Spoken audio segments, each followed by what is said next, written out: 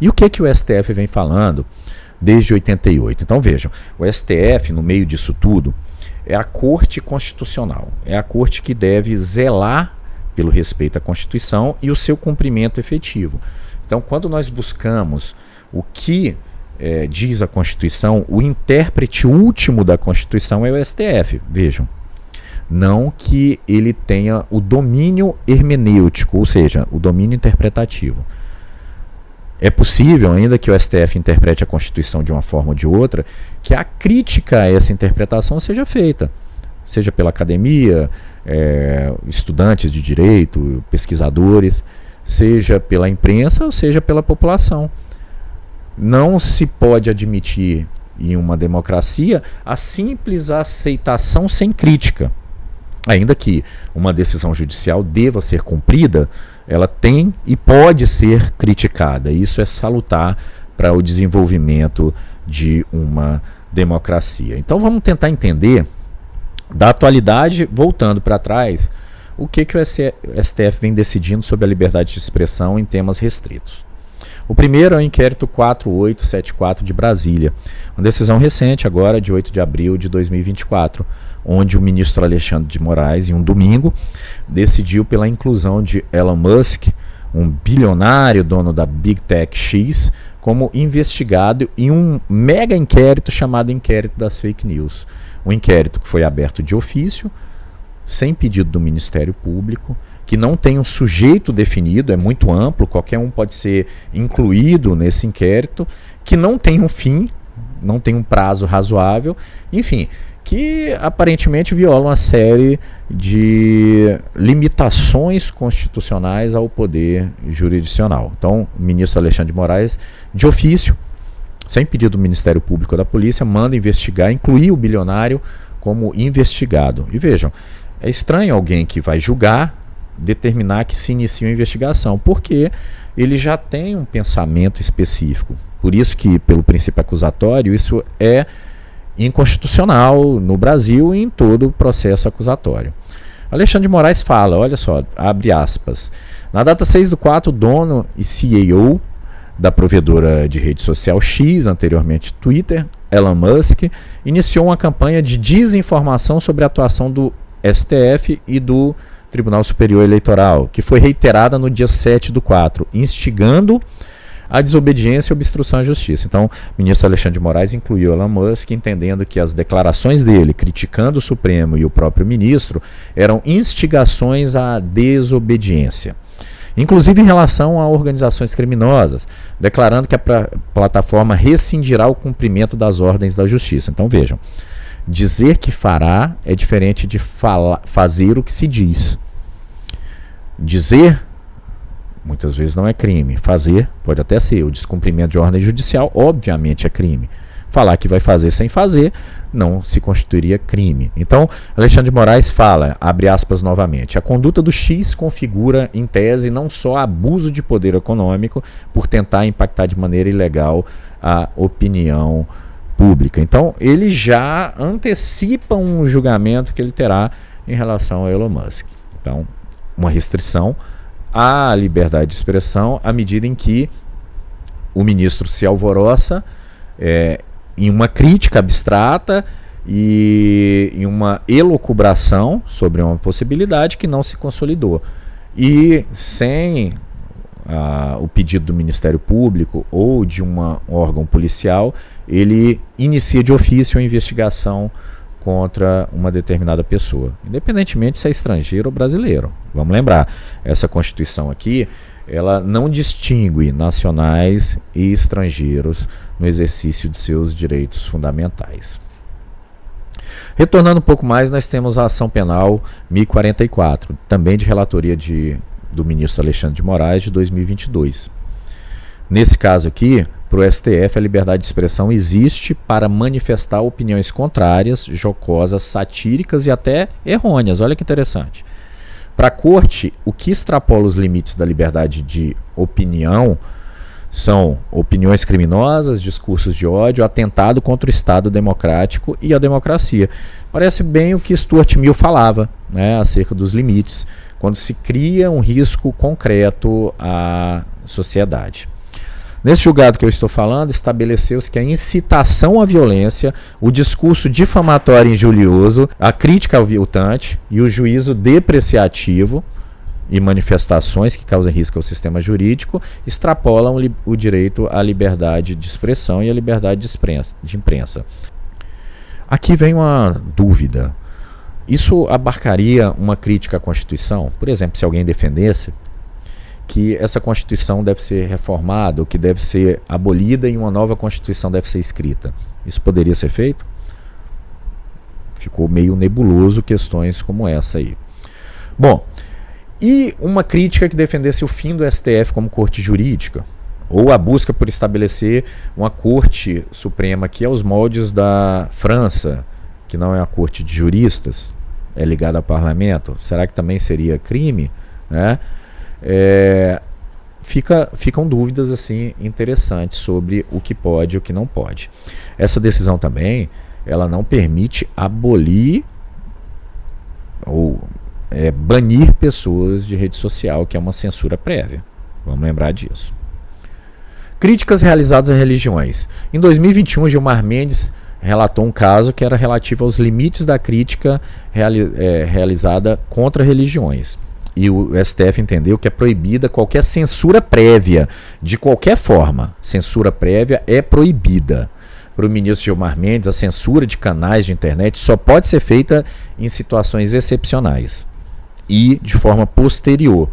Só por ter conteúdo desagradável à parte ou à maioria da população, não se admite retirar do ar conteúdos artísticos. Então vejam, conteúdos que são desagradáveis, críticas que podem deixar a maioria insatisfeita, não são motivos para se retirar um conteúdo do ar. Então a censura de canais só pode ser feita em situações excepcionais. O difícil é definir o critério do que é excepcionalidade. Então a gente usa aquele outro julgado e fala discursos de ódio que causam violência e danos efetivos. Então, criticar uma religião que é consenso da maioria das pessoas não é crime. É parte da liberdade de expressão. Esse caso foi um julgamento de um especial do Porta dos Fundos, em que fazia piada com Jesus Cristo, com a ideia da natividade de Cristo, Maria e tudo mais. Então, ainda que Gilmar Mendes fale que isso pode ser desagradável à maioria da população, que é a maioria cristã, isso não pode ser censurado. Sobre o crime de desacato. Desacatar funcionários públicos é crime ou é parte da liberdade de expressão? O ministro Roberto Barroso falou sobre isso em 2020. Para o STF, é constitucional a existência do crime de desacato. Para a Corte, excessos na discordância podem se configurar como desacato, mas o servidor público pode ser criticado, deve ser criticado. A crítica à atuação, ao servidor ou à repartição são partes da liberdade de expressão. No limite, se houver um excesso calunioso, injurioso ou difamatório, por exemplo, aí sim pode vir a se constituir um crime. Sobre o grande inquérito das fake news, que é um inquérito iniciado de ofício, esse caso foi julgado em 2020 através de uma ação de descumprimento de preceito fundamental, 572. Foi de relatoria aí do ministro Edson Fachin. Para o STF, é constitucional o inquérito instaurado de ofício para investigar notícias falsas, denunciação caluniosa e ameaças contra o STF e seus ministros. Então, para o STF, é constitucional o inquérito das fake news, que hoje está sob relatoria do ministro Alexandre de Moraes. Ainda que essa decisão tenha contrariado uma decisão recente do STF de 2023, em que ele fala que contraria o artigo 3A a instauração de ofício de procedimentos por juízes. Mas no caso do STF, para Fachin, isso é permitido pelo artigo 43 do Regimento Interno. Para o STF, esse é um instrumento de defesa e equilíbrio e estabilidade dos poderes, ou seja, foi uma decisão muito mais política, porque vira um instrumento de defesa do próprio STF e até de controle de certas críticas extremadas contra o Supremo. Para o STF, não é protegida pela liberdade de expressão a defesa da ditadura, o fechamento do Congresso, o fechamento do STF, a morte de membros da Corte e a prisão de seus membros. E nesse ponto eu concordo em absoluto. Veja só, defender ditadura é contrário à democracia. Fechar o Congresso Nacional também. Morte de membros da Corte também É um absurdo, né? Uma pessoa que defenda uma tese que um ministro cometeu um crime e por isso ele deve ser preso, é permitido pela liberdade de expressão. Então, certas coisas podem ainda ser debatidas. Alguém que defenda que o STF não deve existir da forma que existe e deva ser criada uma nova forma de composição da corte, também está protegido aí pela liberdade de expressão. Defender a desobediência de qualquer ato, de qualquer poder, inclusive do STF, eu também discordo. Então, a desobediência civil é um direito estabelecido historicamente. Thuriot, Bobbio, diversos outros já defenderam a desobediência civil. Resistir a decisões injustas, a leis injustas, a atos injustos do poder, isso é constitucional. O direito à resistência é um direito histórico estabelecido em diversas constituições. Então, Bobbio, por exemplo, um constitucionalista moderno, ele defende o direito à resistência. Thuriot, um norte-americano também, famosíssimo pelo livro A Desobediência Civil, defende também. John Rawls, um jurista norte-americano, também defende na sua teoria da justiça o direito à resistência. A questão é entender que uma decisão deve se cumprir, ainda que se possa resistir, ainda que se possa criticar ela. Então, a resistência ao que é injusto é um direito histórico. Todos defendem o direito a resistir. Todos esses autores e vários outros defendem o direito a resistir, a desobedecer em certas circunstâncias determinadas leis. Vejam só, se hoje alguém fala que pode-se desobedecer leis ou decisões, isso seria criminoso? Isso não fica muito claro nessa decisão do STF. Vamos lembrar da Declaração Universal dos Direitos do Homem, de 1789, na França, que previa nela o direito à resistência. Nesse mesmo julgado do STF, o STF se declarou como um juiz universal, que pode julgar qualquer manifestação no Brasil inteiro, trazer para aquela corte e entender que aquilo é uma agressão. Então, o limite entre agressão e crítica é muito tênue, à medida em que os juízes podem, de ofício, os juízes daquela corte, de ofício, podem incluir uma pessoa como investigada e vão julgar essa mesma pessoa. Isso é muito perigoso, isso pode levar a arbítrios futuros. Quem vai falar o que é um ataque à corte ou é uma crítica? Quem pode falar que uma crítica é um incentivo a descumprir a decisão? Um debate é um incentivo a desobedecer à corte? Quem pode falar que uma decisão injusta não pode ser criticada? Torna-se complicado, porque a voz dissonante, discordante, ela começa a se calar. Em 2020, o Marco Aurélio, sobre um caso específico sobre a liberdade de expressão de agentes políticos. E considerou-se, nesse caso, mais ampla liberdade de expressão a quem detém cargos públicos, quando relativo ao exercício do cargo. Para o STF, quem ocupa cargos públicos, ele pode dar declarações mais mordazes, ásperas e pujantes. Elas são mais aceitas quando feitas por políticos, quando seriam inadmissíveis em outro âmbito. É ruim isso aqui, porque o STF decidiu, nesse caso, que há uma liberdade maior de expressão para quem ocupa cargos públicos do que para o restante dos mortais. Em 2020, também a ministra Carmen Lúcia julgou a liberdade de expressão no ambiente das universidades.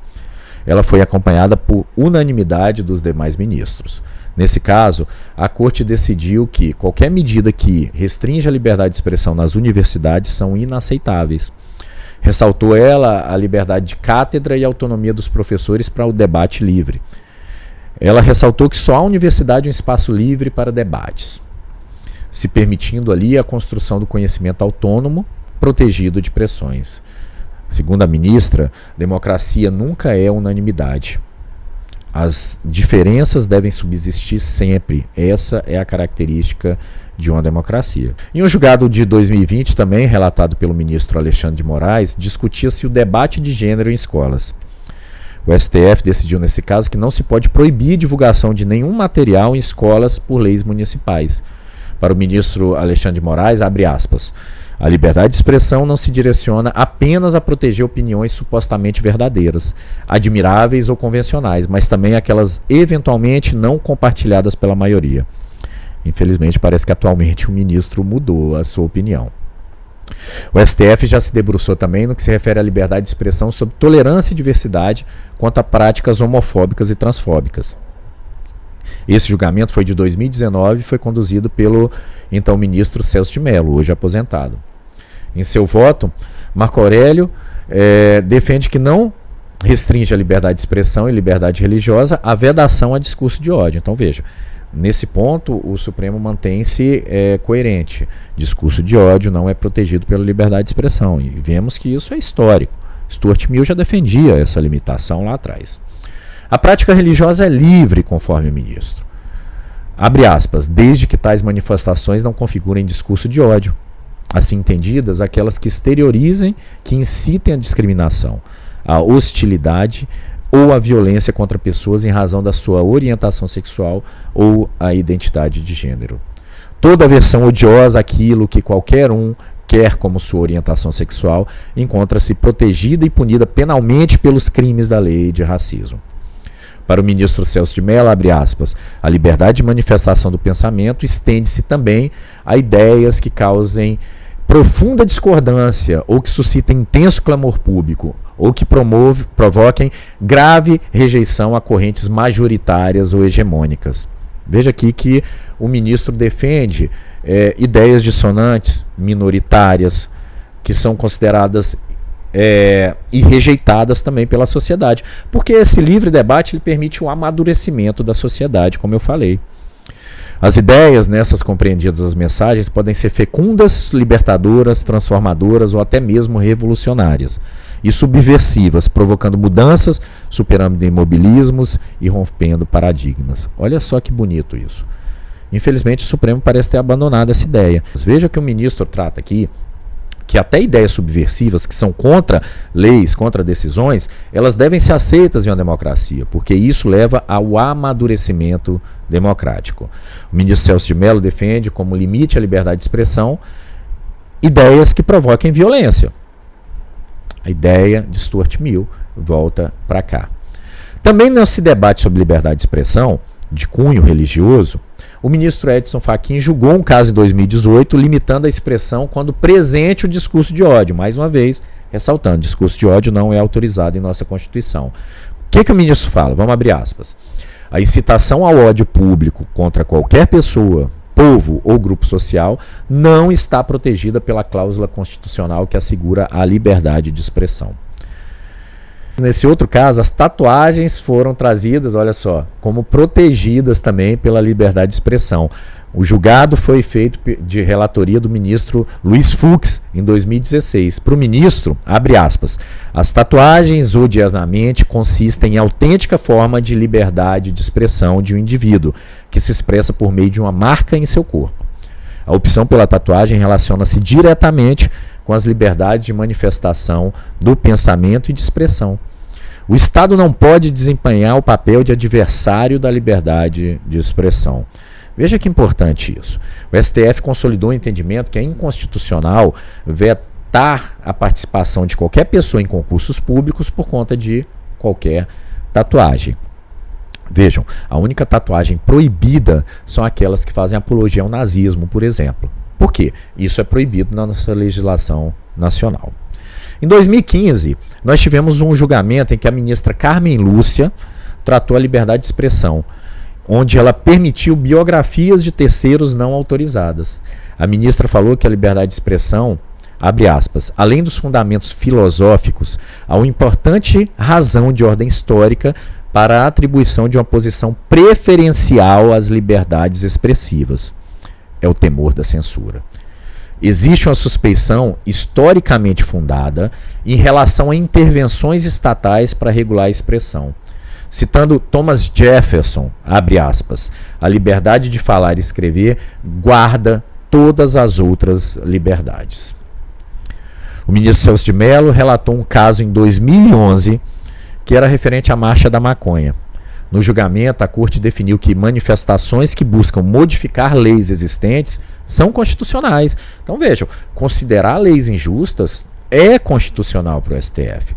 Da mesma forma, contestar decisões judiciais também é parte da democracia. Aceitar tudo que o Estado faz é ruim. Veja o que a ministra Carmen Lúcia falou, né?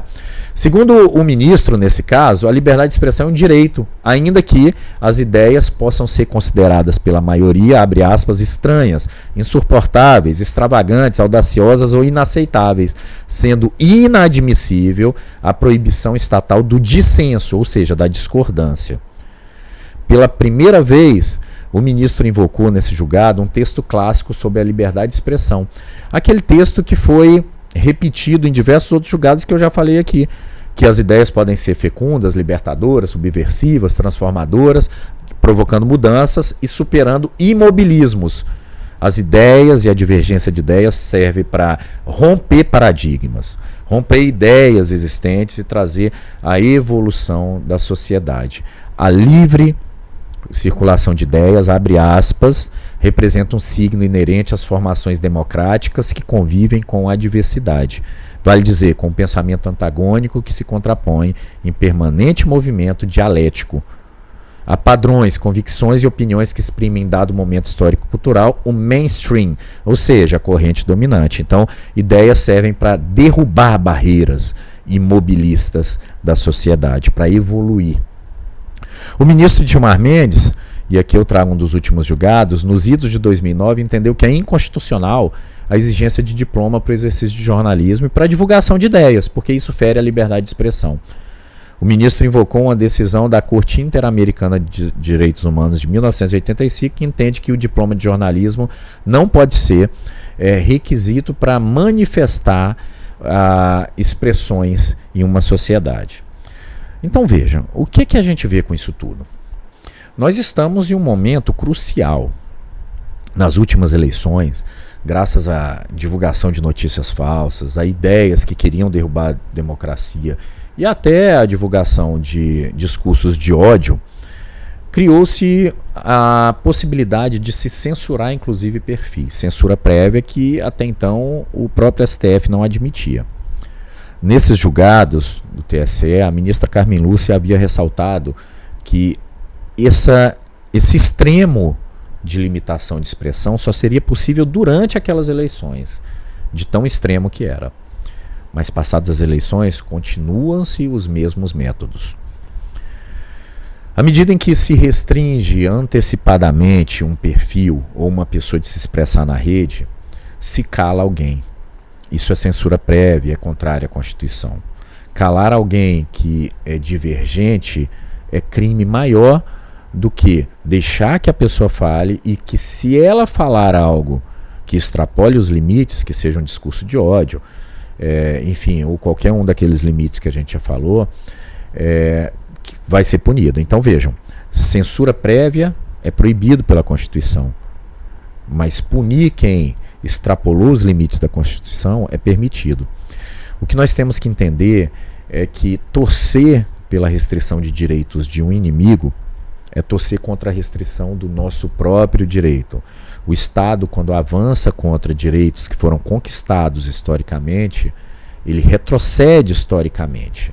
Todo direito foi uma conquista de luta, uma conquista feita por duras lutas e com derramamento muitas vezes de sangue. A gente não pode permitir que se retrocedam os direitos fundamentais. Isso é extremamente importante. Então fiquemos atentos. Acredito eu que o ministro Alexandre de Moraes, principalmente quando atua de ofício, ele viola preceitos constitucionais.